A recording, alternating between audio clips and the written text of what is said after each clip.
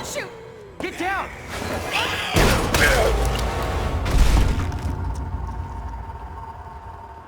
Resident Evil 2 is a perfect remake. It's how all developers should tackle projects like this.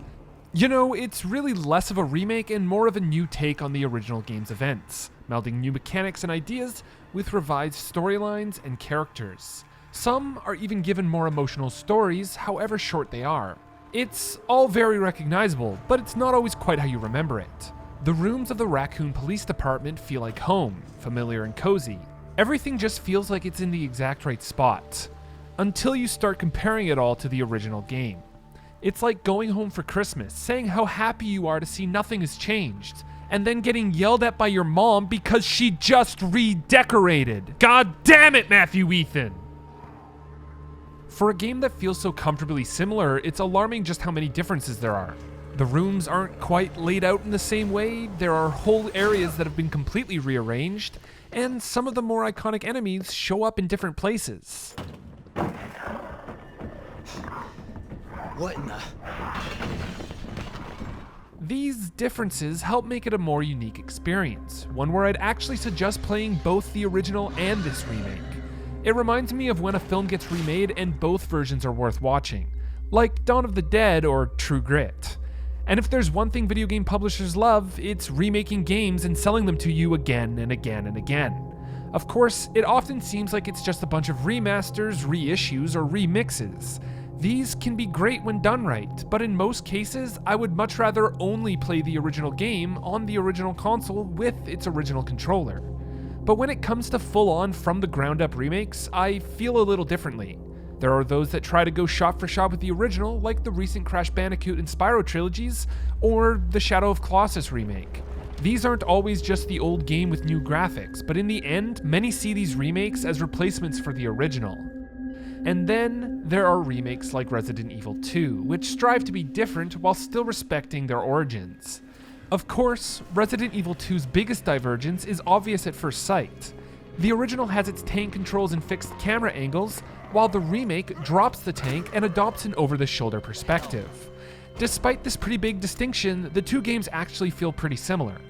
First off, both versions of Resident Evil 2 are more adventure game than shooter, where guns and bullets act like keys to new areas blocked off by a door of zombies. I'll never forget the first time I got the shotgun and was finally able to get through this hallway unscathed.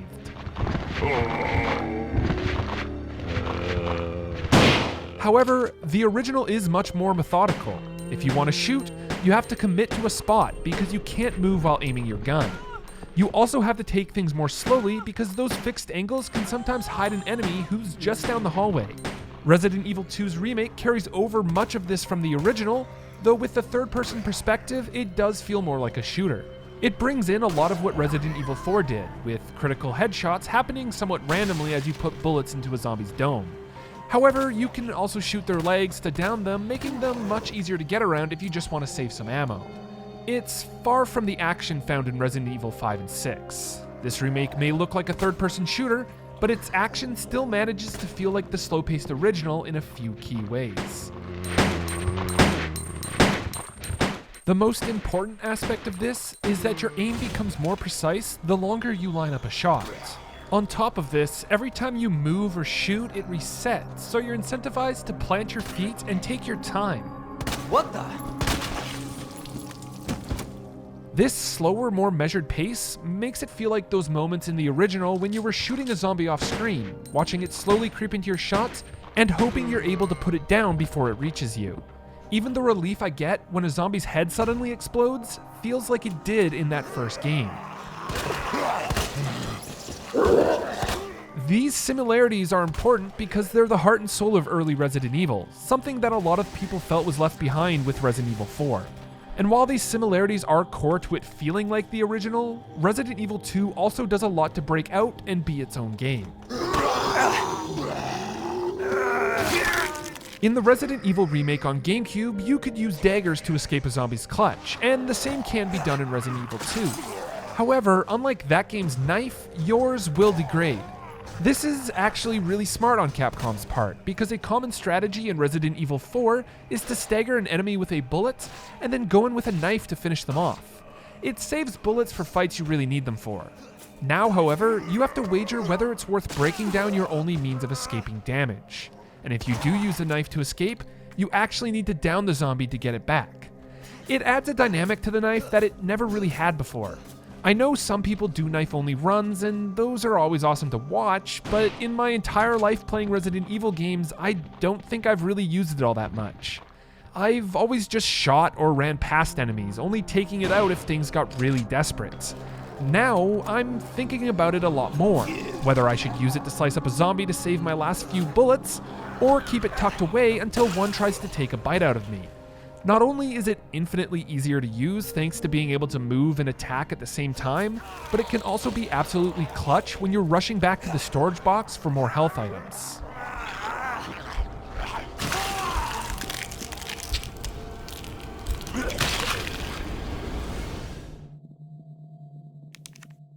These changes are obviously pretty substantial, but the most important in giving the Resident Evil 2 remake its own identity is Mr. X.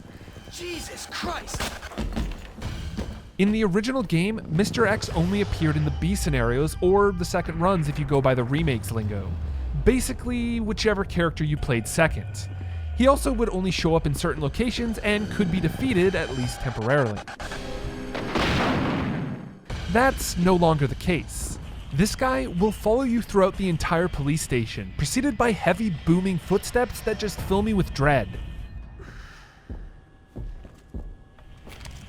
And when they keep getting closer and I hear the nearest door fly open, god damn, that is some scary shit. Thankfully, he will stop dead in his tracks if you're in a specific room, but I wouldn't be too cocky and taunt him or anything like that.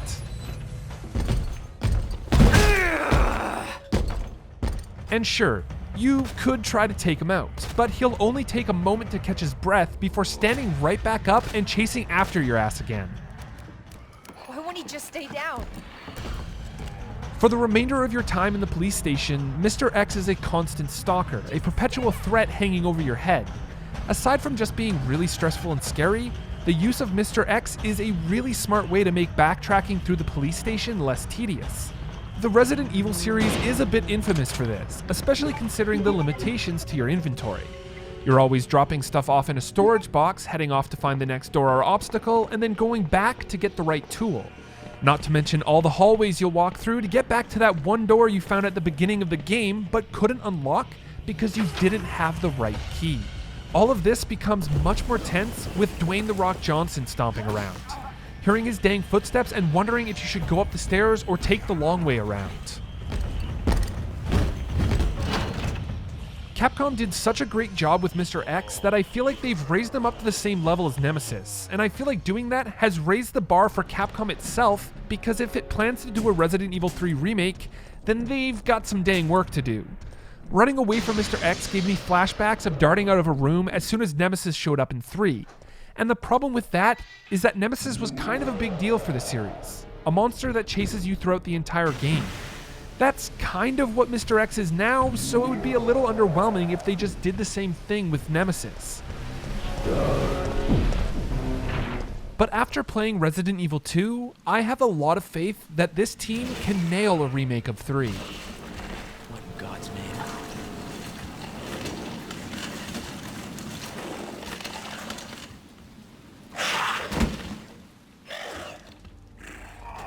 Resident Evil 2 is not a perfect remake in that it perfectly remakes the original game. It's a perfect remake because Capcom took a risk with new ideas and was successful in doing so. Not only a great game in its own right, but one that complements the original. I believe that both games are better thanks to the existence of the other, because it's made me appreciate each of them so much more. The makeover Capcom gave the RPD and its underdwellings, the tried and true game design that still holds up today, the unique memories I've created with both. If there's one thing video game publishers love, it's remaking games and selling them to you again and again and again. But if all remakes going forward are made with the same love and respect for their source material as Resident Evil 2 was, I'll play them all.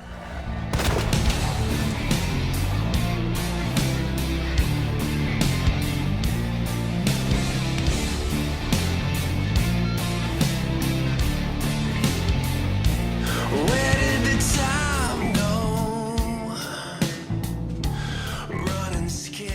For so many